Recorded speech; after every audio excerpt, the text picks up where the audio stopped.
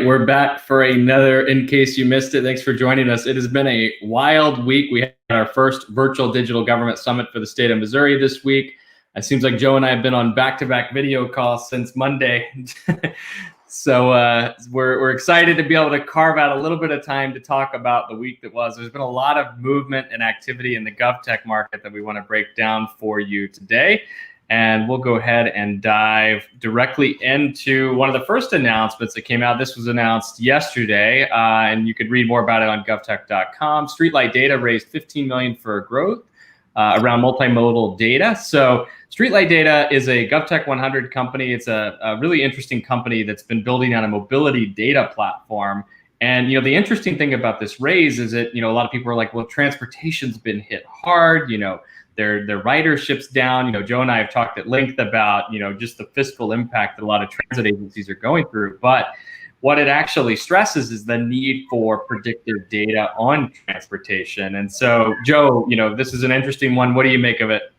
Yeah, I think that you're right. We definitely talked about how transportation's in a rough go. There's a number of RFPs out there for transit agencies trying to make sense of what is the long-term strategic planning in terms of more people staying home, working remotely, and what the impact is on revenue. So it's absolutely an interesting raise right now. It's an interesting vertical to follow long-term too, to see what COVID-19's impact is long-term on this sector. So, and they're not the only company that's raised. There's another one that raised as well that is that we've written a lot about as well from Israel. Break it down for us. Yeah, Zen City. You're right. An Israeli startup raised $13.5 million from venture capital firm TLV Partners. It's really interesting. They're a company that's been on our watch list for quite some time, absolutely doing some really interesting things around local government, specifically cities, and the use of AI.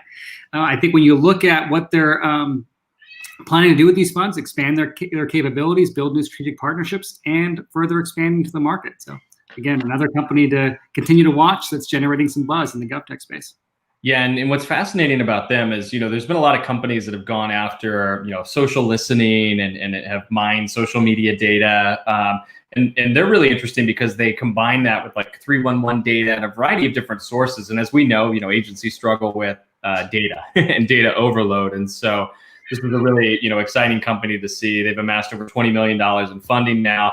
And one key kind of takeaway for me on the article is they now have over 150 US customers. And so, that's been significant. I think the last time we wrote kind of a profile on them, they were at 30. So they've grown significantly in the US market, which has been exciting to see. You look at the impact on local budgets with COVID-19. We've all seen the figures. They're concerning. You see the impact on what that can mean to a budget and how budgets are constructed. So you look at how you can use the social sentiment and analysis in terms of gauging residents' feedback in terms of how good a government's doing. Could be even a more important solution in this downturn. All right, so I saw a space article on GovTech, so I had to talk about that. So we've written at length about space as a platform, and it may sound crazy, but low Earth orbit is kind of the next battleground for a lot of infrastructure, and this infrastructure is available to government agencies as well, not just satellite imagery and those types of things, but getting into internet connectivity. And if there's one issue that I think COVID-19 really forced, it's that there's a need for alternative ways to connect rural America. There's a significant infrastructure gap in the country, and it's not going to be solved by just laying fiber in the ground alone. And so we have to really think creatively about it. So SpaceX has been moving on this at great length. They've got over 540 satellites in space now, with plans to deploy over 12,000 through the FCC. But the FCC this week also approved Amazon's $10 billion plan for satellite internet to launch upwards of 3,000 satellites in low Earth orbit to provide this level of infrastructure. So the next space race seems to be happening in low Earth orbit. Joe, what do you make of this one? It's definitely interesting. I look at just what we're seeing right now in K through 12 with distance learning, remote learning, and the digital divide. There was a study published that said about 15 million students lack connectivity or devices. Of those, 9 million lack both. So when you look at an opportunity for what Amazon's doing and others doing to provide those low orbit satellites, to provide that broadband connectivity, it can be a big difference maker for some of the biggest challenges that we're confronting today. All right, last up, looks like some movement with some companies that are targeting the U.S. as a market and also bringing on some big name advisors. Yeah, so Beth Novak, known quantity to all of us in the GovTech space, both for her work at the federal administration, but also now serving as New Jersey's Chief Innovation Officer, has taken a position with Citizen Lab. They are a company out of Brussels that focuses on citizen engagement, and they're tapping her to help them do more work in the U.S. Yeah, so I think this one was interesting just because it also shows the applicability of these international platforms that are now targeting the U.S. market more than ever. So we got a lot of questions when COVID-19 hit around what this meant for global GovTech, and does this mean that GovTech's going to constrict, going to pull back?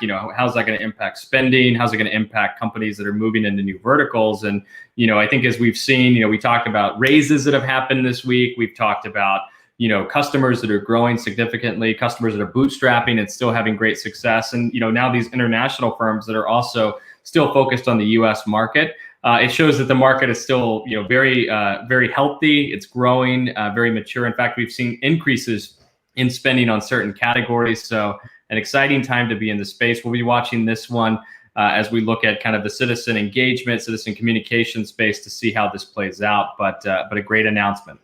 Yeah, absolutely. I think you're right. I mean, people need government now more than ever, and I think that's also driving some of that interest in what we've talked about here today in a couple of the articles. But with that said, I think that brings us to the end of this week's episode. Make sure you join us again at noon Pacific next Friday, and check out InCaseYouMissedIt.video. All right, we'll see you all next time. Have a great weekend.